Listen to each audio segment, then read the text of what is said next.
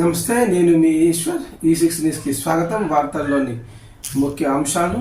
TPCC working president మాజీ MLA Jaggareddy ప్రత్యేక చొరవతో 2 కీలకమైన రహదారుల అభివృద్ధికి నిధులు మంజూరు చేయించారు.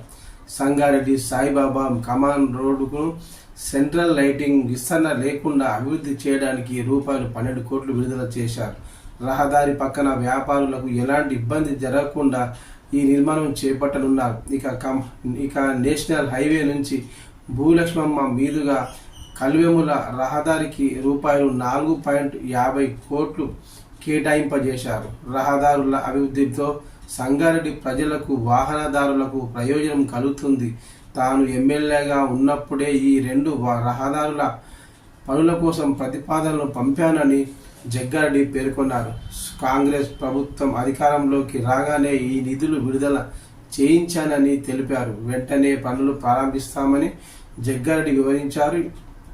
నిధుల మంజూరు కోసం జగ్గారెడ్డి కృషిని స్థానికులు హర్షం వ్యక్తం చేస్తున్నారు.